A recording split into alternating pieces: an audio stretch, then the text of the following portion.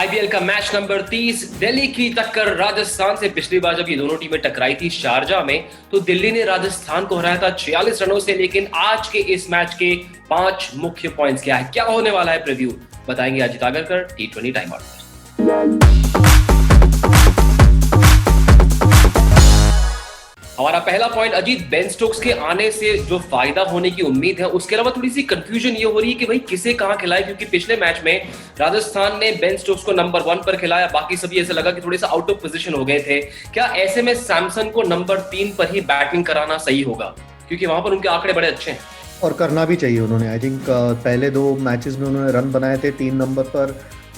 थोड़े से रिदम में नहीं लग रहे उसके बाद, लेकिन थोड़ा सा सरप्राइज हुआ जब बेन स्टोक्स ओपन करने आए, क्योंकि अगर आपके तीनों दिग्गज प्लेयर है, तीनों अगर स्मिथ, बटलर और स्टोक्स को देखे, लेकिन तीनों अगर पहले 3 नंबर पे आते तो थोड़ा सा एक लॉपसाइडेड हो जाती है बैटिंग ऑर्डर। तो अगर स्मिथ ओपन करते हैं बटलर के साथ, तो सैमसन को मेरा मानना है 3 नंबर पे आना चाहिए।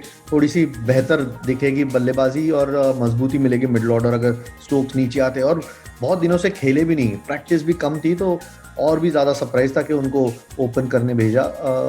शायद अगले मैच से हम देखेंगे कि नीचे बल्लेबाजी करने आते हैं और लोअर मिडिल ऑर्डर या मिडिल ऑर्डर जहाँ भी आते हैं 4 या 5 नंबर, और मजबूती होगी राजस्थान के बल्लेबाजी में। राइट। दूसरी ओर दिल्ली की परेशानी है कि जब पंत को इंजरी होती है तो नुकसान हेटमेयर को भी होता है, क्योंकि सिर्फ 4 फॉरेन प्लेयर अलाउड है। ना कगिसो रबाड़ा को ड्रॉप कर सकते हैं, ना नॉर्थिया को ड्रॉप कर सकते हैं, ना स्टॉइनिस को ड्रॉप कर सकते हैं। अब हुआ यह है कि पंत की चोट से दिल्ली का खेल बिगड़ा हुआ लग रहा है। तो क्या करें, इस मसले का हल क्या ट्रांसफर विंडो में किसी और कीपर की ओर देखें या पंत का इंतजार करें? नहीं, पंत का इंतजार करना चाहिए। थोड़ा सा ज़्यादा उनको परेशानी हो रही है क्योंकि इतने इंपॉर्टेंट प्लेयर है और विकेट कीपर है। तो क्योंकि विकेट कीपर है, आपको 2 चेंजेस करने पे वो मजबूर हो गए थे एलेक्स कैरी जब अंदर आते। तो समझ सकता हूँ उनकी प्रॉब्लम इस वक्त क्या है। और अजिंक्य रहाणे और शिखर धवन शायद एक टीम में फिट करना, थोड़े सिमिलर टाइप के प्लेयर्स हैं अगर, तो थोड़ी मुश्किल हो रही है।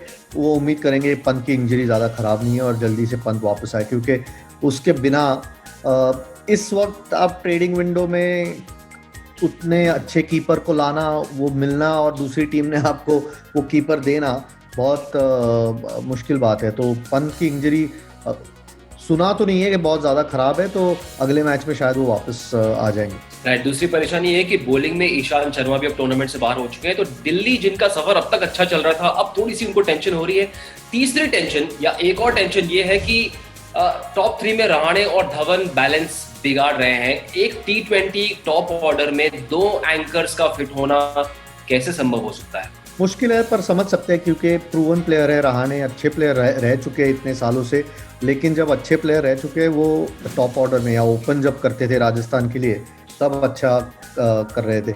उस दिन भी हमने देखा कि स्ट्राइक रोटेशन दोनों जब खेल रहे थे तो थोड़ी मुश्किल हो रही थी। स्लो पिच ज़रूर थी, लेकिन या तो बाउंड्रीज आ रही थी या डॉट बॉल्स, तो उससे कभी कभी गेंदबाज को बॉलिंग करने आसान हो जाता है। अगर स्ट्राइक रोटेट ना हो रहा हो, आप एक बल्लेबाज को गेंदबाजी कर रहे हो, तो मुश्किल ज़रूर है। लेकिन इस वक्त उनके पास ज़्यादा चॉइसेस भी नहीं है और एक अनुभवी खिलाड़ी है रहाणे, तो मैं समझ सकता हूँ क्यों उनको लाया। जैसे पहले भी हमने बात की है कि पंत का उनके लिए वापस आना बहुत ज़रूरी है, क्योंकि देखिए एक ही मैच हारे पंत इंजर्ड होने के बाद, तो ऐसी कोई बड़ी बात नहीं है, क्योंकि इतने विन्स पहले हो चुके हैं उनके, तो अच्छे पोजीशन में टेबल पे। लेकिन थोड़ा सा कॉम्बिनेशन ज़रूर बिगाड़ देते अगर पंत ना हो, तो जब तक उनकी वापसी नहीं होती शायद ये बेस्ट चॉइस है।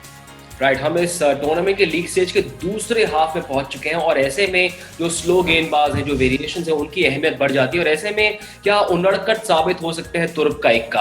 पिछले मैच में हैदराबाद के खिलाफ जीत 4 ओवर 25 रन 1 विकेट 6.5 से कम की इकोनॉमी, इनकी अहमियत को क्या बढ़ते हुए देखते हैं, और हाँ तो क्यों? हमने देखा पिछले मैच में वरुण आर्यन एक ही मैच खेले, 2 ओवर ही किए थे, फिर भी उनको बाहर रख के उनादकट को ले आए क्योंकि स्लो पिच थी। तो कंडीशन पे डिपेंड करेगा पिच की, कि अगर स्लो दिख रही है कि स्लो होने वाली है या स्लो पिच है, तो वो ज़रूर खेलेंगे 11 में। और हमने देखा कि कितना फ़र्क पड़ता है, या उनकी गेंदबाजी अलग हो जाती है जब पिच में थोड़ी गेंद फंसती है, स्लोअर बॉल और इफेक्टिव हो जाते हैं। तो थोड़ा सा कंडीशन स्पेसिफिक होगा। और ये राजस्थान भी शायद समझ गए कि शायद जब फ्लैट पिच हो उनको थोड़ी सी कुछ एक अलग विकल्प की ज़रूरत है। लेकिन अगर गेंद फंसने वाली हो पिच में तो उनादकट ज़रूर उनके लिए एक इम्पॉर्टेंट प्लेयर बन जाते हैं। और अच्छी बात है कि राजस्थान ने ये परख लिया है और जैसे जैसे आगे टूर्नामेंट बढ़ेगा शायद एक इम्पॉर्टेंट प्लेयर होते जाएंगे। राइट, पांचवा और आखिरी पॉइंट राजस्थान की गेंदबाजी के बारे में हम, क्योंकि दिल्ली के टॉप ऑर्डर में शिखर धवन है, राणे है, पृथ्वी शॉ है जिन्होंने आतिशबाजियां दिखाई है।